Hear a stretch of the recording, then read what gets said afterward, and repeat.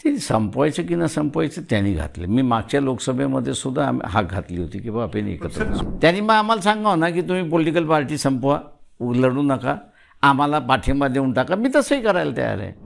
तुम्ही हारलेला आहात आणि सातत्याने हारत आलेली आहे. त्याच्यापैकी तुम्हाला ज्या द्यायच्या आहेत त्या तुम्ही आम्हाला द्या.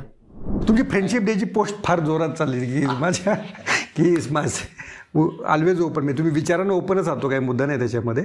पण खरोखरीच तुम्हाला म्हणजे BJP सोडून जर राहुल गांधी वगैरे यांच्याकडनं खरोखरी जो दुरावा आहे, कार्य दुरावा काँग्रेस आणि तुमच्यामधला आहे, तो संपावा अशी तुमची इच्छा नाही आहे? कारण तुमचंही त्यामुळे एक त्याला काय म्हणूया एक जी आत्ताची ताकद आहे ती आणखीन वाढू शकेल.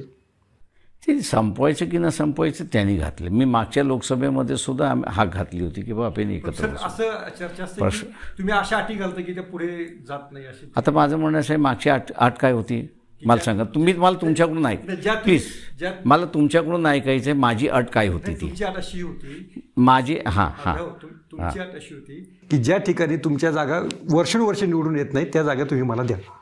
हो, त्याच्यातल्या द्या. हो, त्या द्या नाही, त्याच्यातल्या द्या. आता ही मागणी गैर आहे का?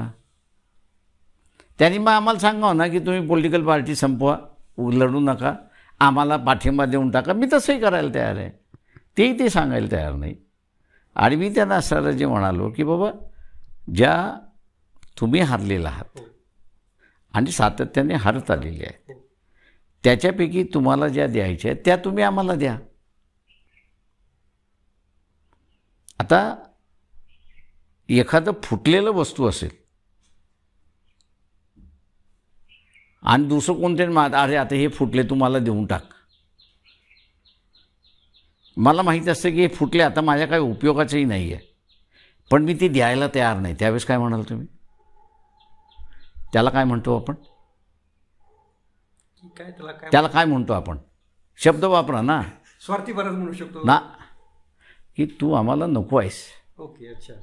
तुला तेही द्यायचं नाही आम्हाला, तेही द्यायचं नाही, फुटलेले द्यायचं, फुटलंही द्यायचं नाही तुम्हाला. ओके, अच्छा. पण हे तुम्ही असं मांडायला कधीच तयार नसता. आपले शेवटी असं आहे की तुम्ही मांडता काय मांडताय की मी नेहमी म्हणत असतो की त्याच्यामध्ये सुद्धा एका प्रकारचं सोयीस्करपणा असतो.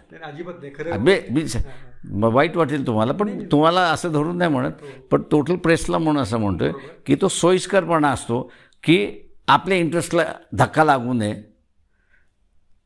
वंचितांचं काय, ते धक्का आपल्याला लावू शकत नाही, पण नॉन वंचितवाले आपल्याला धक्का लावू शकतात, म्हणून आपलं जरा जपून जपून जपून जपून करा, असं जे आहे मी ते आता ते बघितलेलं आहे. पण तुमच्यावर गेली 8 वर्ष मात्र तो अन्याय झाला आणि विनाकारण नाही तो 8 वर्ष काय म्हणजे खरं भाजपची बी टीम खरी वेगळीच होती आणि ती विनाकारण तुमच्याकडे बोट दाखवलं की जात होतं. ते आता सगळेच जण त्याच्यामध्ये एव्हरीबडी वॉज इन्व्हॉल्ड. असं नाही की त्याच्यामध्ये असणारं नव्हतं.